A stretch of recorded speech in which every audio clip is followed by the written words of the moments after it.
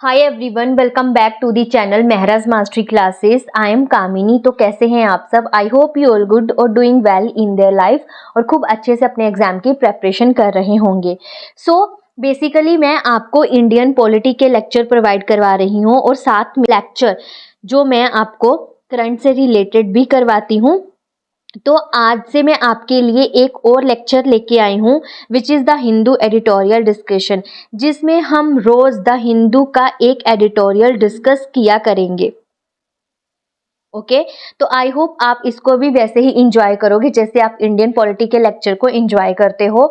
तो चलिए स्टार्ट करते हैं हमारा आज का discussion which is the custodial death. सबसे पहले आपके मन में यही क्वेश्चन अराइज हुआ होगा कि what is the custodial death.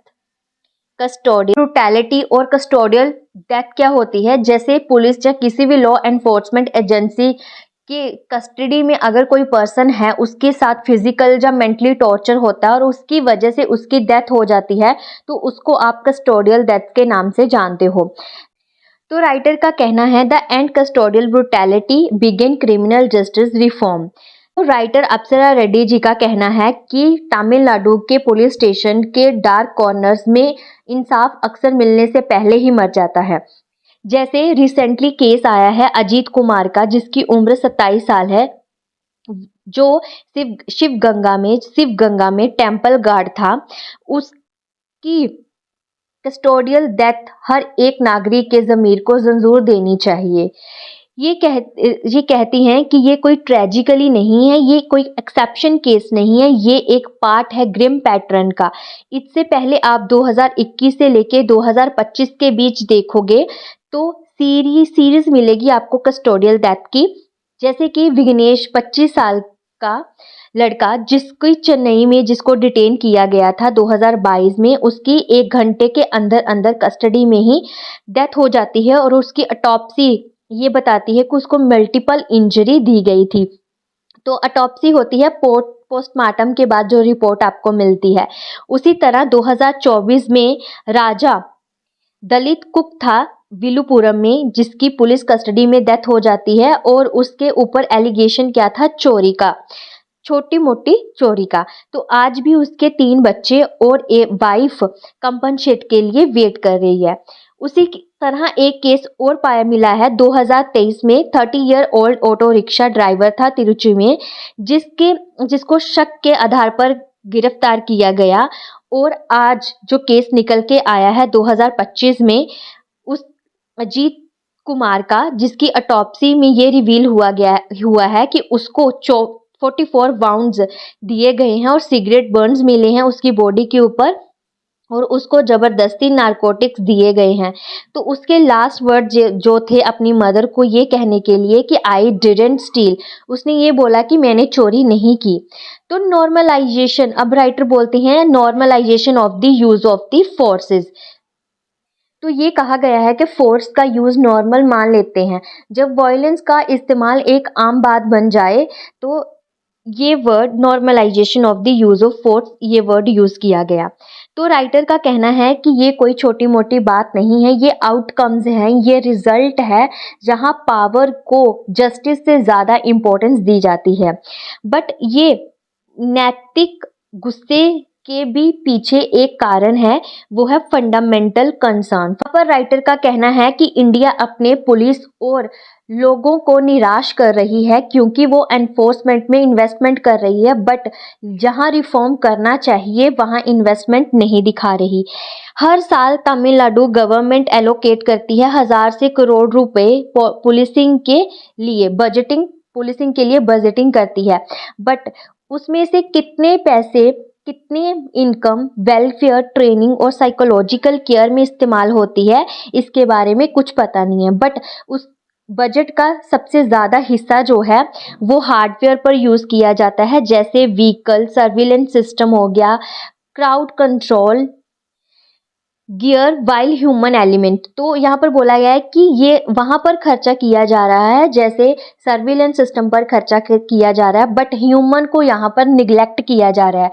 Humans को, ऑफिसर्स को इक्विपमेंट प्रोवाइड किए जा रही हैं, लाठीज और लॉज बुक तो प्रोवाइड किए जा रहे हैं, बट क्या चीज़ प्रोवाइड नहीं की जा रही उनको, वो है इमोशनल टूल कि कैसे डील करना है स्ट्रेस से, कैसे ट्रॉमा से डील करना है और कैसे मोरल एम्बिग्यूटी की एम्पैथी के साथ कैसे सिचुएशन को डील करना है। पुलिस कंट्रोल का काम नहीं है, पुलिस का काम सिर्फ कंट्रोल करना नहीं है, ये कंसाइंस का काम भी है। तो राइटर कहती हैं, जब तक हम पुलिस के इमोशनल और एथिकल डेवलपमेंट में इन्वेस्ट नहीं करते तब तक सिस्टम सिर्फ सुपरफिशियल तरीके से ही काम करेगा, क्योंकि आखिर में पुलिस भी तो इंसान है और इंसानियत से ही कानून जिंदा रहता है। तो फिर उन्होंने रिफॉर्म टू अंडरटेक ये भी बात की है कि क्या क्या रिफॉर्म लेके आने चाहिए। तो एक सेंसिबल री एलोकेशन यहाँ पर बोला गया है कि पुलिस बजट का थोड़ा समझदारी से यूज़ करना चाहिए था, बट अभी तक उसका यूज़ नहीं हुआ। अगर साल के 5% साल के बजट में से 5% भी अगर सेटिंग अप डिस्ट्रिक्ट लेवल पर मेंटल हेल्थ यूनिट्स को इंस्टॉल किया जाए, सेट किया जाए और मैंडेटरी किया जाए, क्वार्टरली काउंसलिंग की जाए, ऑफिसर्स की रिफ्रेशर सेंसिटाइजेशन कोर्सेज दिए जाएं और उन इसकी वजह से एक बेटर आउटकम्स निकल के आएंगी, जिससे फ़ायदा किसको होगा, डिटेनीज को होगा, जो वहाँ प्रिजनर हैं, जो अरेस्टेड हैं, और वो ऑफिसर्स हों जो वहाँ पर काम कर रहे हैं, और पब्लिक का ट्रस्ट भी बनेगा। बट हम क्या कर रहे हैं, पैसे को क्राइम को रोकने के लिए डेटरेंस के लिए यूज़ कर रही हैं, बट इग्नोर किसी चीज़ करके किसको कर रही हैं, डिसफंक्शन को, कि जो फंक्शन किसकी वजह से सिस्टम खराब हो रहा है उसको हम इग्नोर कर रहे हैं। तो और यहाँ पर ये बोला गया है राइटर के द्वारा कि it is a time to institutionalization mental wellness के लिए इंस्टीट्यूशन इंस्टॉल करना चाहिए। ओके, तो ये कोई लग्जरी के लिए नहीं करना चाहिए, इसकी ज़रूरत है, क्योंकि ऑफिसर्स भी ह्यूमंस हैं, वो कोई रोबोट नहीं है, उनकी भी मेंटल हेल्थ ज़रूरी है, उनका काम और हर वक्त स्ट्रेस और इमोशनल प्रेशर से भरा होता है। तो जैसे वो डोमेस्टिक अब्यूज़ मॉर्निंग के टाइम पर वो डोमेस्टिक अब्यूज़ से डील करते हैं, आफ्टरनून की बात करें तो गैंग वायलेंस से डील करते हैं, और पॉलिटिकली फ्रॉड कंप्लेंट रात को देखते हैं। तो उनको साइकोलॉजिकल सपोर्ट के बिना उनके अंदर मेटास्टेसिस भर जाता है, प्रेशर बन जाता है। मेटास्टेसिस का मतलब है कि धीरे धीरे किसी नेगेटिव चीज़ का हमारे अंदर ग्रोथ करना, और फिर बाद में उसका रिजल्ट जो निकलता है वो एक ब्रूटैलिटी का रूप ले लेती है। तो बटोन सिर्फ पनिश करने के लिए नहीं है, ये अपना ट्रॉमा भी एक्सप्रेस करती है, यानी कि लाठी सिर्फ दर्द नहीं देती, वो उनके अंदर का दर्द भी दिखाती है।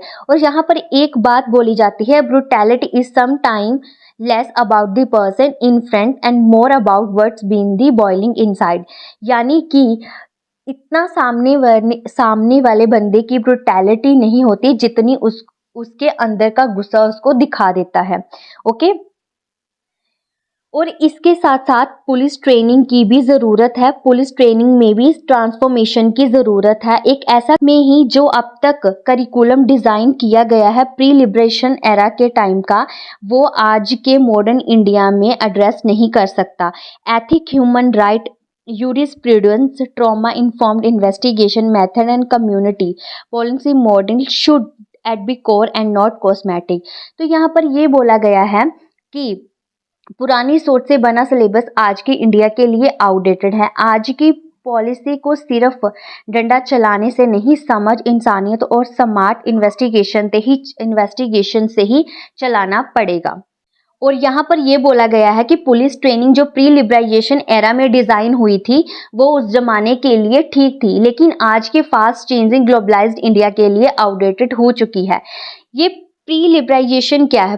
प्री लिबराइजेशन का टाइम 1991 से पहले था, जिसमें इंडिया की इकोनॉमी को क्लोज्ड इकोनॉमी कहा गया था, जिसमें प्राइवेटाइजेशन के लिए रिस्ट्रिक्शन थी। ठीक है, उसके बाद बाहर की कंपनी इंडिया में ट्रेड नहीं कर सकती थी। तब 1991 के बाद 24 जुलाई को लिबराइजेशन की गई। किसके द्वारा की गई? डॉक्टर मनमोहन सिंह, जो उस टाइम के फाइनेंस मिनिस्टर थे। ओके, और साथ में prime minister PV Narasimha Rao ji के साथ तभी ये रिफॉर्म लेके आया गया। और 1991 के बाद से लिबराइजेशन का कॉन्सेप्ट ऐड ऑन किया गया। और इस बदलाव की ज़रूरत क्यों पड़ी? कि आज इंडिया ग्लोबल इकोनॉमी का पार्ट है, टेक्नोलॉजी एडवांस हो चुकी है, पब्लिक ज़्यादा अवेयर हो चुकी है, टेक्नोलॉजी एडवांस हो चुकी है और ग्लोबल इकोनॉमी का पार्ट बन चुका है इंडिया। तो आज क्राइम का रूप भी क्राइम का नेचर भी कॉम्प्लेक्स हो चुका है। जैसे आज साइबर क्राइम है, जेंडर बेस्ड वायलेंस है, मेंटल हेल्थ है और इशू है। तो इसी वजह से हमें पैटर्न भी चेंज करना पड़ेगा। मीन्स कि हमें जो सिलेबस है, करिकुलम है, उसको भी उसके हिसाब से डिज़ाइन करना पड़ेगा। मोरएवर कि अब हमारा क्रिमिनल जस्टिस जो आर्किटेक्चर है वो भी एनफोर्सेबल होना चाहिए। मीन्स उसमें भी अकाउंटेबिलिटी होनी चाहिए। और हर बार किसी ट्रेजेडी के बाद 2, 3, 4 कांस्टेबल्स को सस्पेंड करना सल्यूशन नहीं है। तो तमिलनाडु के साथ साथ पूरे इंडिया को ज़रूरत है एक ऐसे कानून की जिसकी वजह से एंटी कस्टोडियल वायलेंस के ऊपर लॉ आना चाहिए और एक टाइम बाउंड इन्वेस्टिगेशन होनी चाहिए जिसमें ये बताया जा सके कि इस इन्वेस्टिगेशन के लिए कितना टाइम होना चाहिए। और मैंडेटरी कर देना चाहिए वीडियो डॉक्यूमेंटेशन। जब भी इंटेरोगेशन हो तो वीडियो डॉक्यूमेंटेशन होनी चाहिए। और साथ में सिविल सोसाइटी भी इन्वॉल्वमेंट, उसकी ओवरसाइट होनी चाहिए। इसी टेक्नोलॉजी का यूज़ सिर्फ साइलेंट स्पेक्टेटर का काम नहीं है, उसको पब्लिक सेफ्टी के लिए भी यूज़ किया जा सकता है। सीसीटीवी कैमरेज जो हैं वो वहाँ पर इंस्टॉल होने चाहिए जहाँ पर कस्टडी में लोग रखे गए हैं और ऑपरेशनल होने चाहिए। उन पर कोई छेड़खानी नहीं होनी चाहिए और ये रियल टाइम ऑडिट्स में होने चाहिए कि ये चलते रहने चाहिए। और डिजिटल सिस्टम तभी हमें हेल्प कर सकता है जब हम चाहें तो अनकंफर्टेबल ट्रुथ को रिवील कर सकें। अगर हम चाहें तभी ये सिस्टम वर्क कर सकता है। तो उसके बाद राइटर कहती हैं कि new path for law enforcement, कि नए पाथ क्या हो सकते हैं, नए रास्ते क्या हो सकते हैं। तो फाइनली ये बोला गया कि री इमेजिन करें पुलिस की यूनिफॉर्म को, not as a symbol of unyielding authority but of service, restraint of human responsibility. तो आखिर में हमें पुलिस के यूनिफॉर्म को ऐसे सिंबल के रूप में दोबारा सोचना होगा जो सिर्फ अथॉरिटी का नहीं बल्कि सर्विस, रिस्ट्रेन और इंसानी जिम्मेदारी का हो। ओके, तो यहाँ पर अजीत कुमार की डेथ जैसे और विघ्नेश राजा, सो मैनी अदर्स हैं आती है। वो ये बताती है कि बिना एम्पैथी के वाली पावर एक तरह से वॉयलेंस, हिंसा ही होती है। ओके, तो इस साइकिल को तोड़ने के लिए जब तक ये नहीं होता तब तक हर कस्टोडियल डेथ सिर्फ एक इंसान की जिंदगी का अंत ही होगा। अंत ही नहीं बल्कि स्टेट और उन लोगों के बीच का मॉरल कॉन्ट्रैक्ट की हार भी होगी। ओके, तो यहाँ पर बोला गया है कि एक साइकिल को ख़त्म करने के लिए सिर्फ पॉलिसी बनाना ही ज़रूरी नहीं है बट इमोशनल और एथिकल स्ट्रक्चर रिफॉर्म भी लाने ज़रूरी हैं। जब लास्ट में ये राइटर बोलती हैं, let us now wait for the next young man to cry, I didn't steal before dying in silence, the time for justice is not postmortem, it is a policy and it is now. तो last में writer कहती हैं कि हमें इंतज़ार नहीं करना चाहिए कि अगला कोई यंग लड़का ये कहे कि मैंने चोरी नहीं की और चुपचाप मर जाए और मर जाने से पहले बस इतनी बात कहे। जस्टिस मौत के बाद नहीं, पॉलिसी के थ्रू आनी चाहिए और भी आनी चाहिए। लास्ट राइटर का कहने का मतलब है कि कस्टोडियल डेथ जो है वो एक स्टेन नहीं है, वो लॉ इन्फोर्समेंट पे they are mirror to the justice system. ये जस्टिस सिस्टम का मिरर है, शीशा दिखाता है। Reform is no longer optional, optional नहीं होना चाहिए, ये एक ड्यूटी होनी चाहिए, क्योंकि पुलिस फर्स्ट फेस होता है स्टेट का और इसको रिफ्लेक्ट करना चाहिए एम्पैथी से, ना कि डर की वजह से। तो आई होप आपको आज का एडिटोरियल अच्छा लगा होगा। तो मिलते हैं हमारे नेक्स्ट एडिटोरियल में, तब तक के लिए bye everyone, thank you everyone, जय हिंद।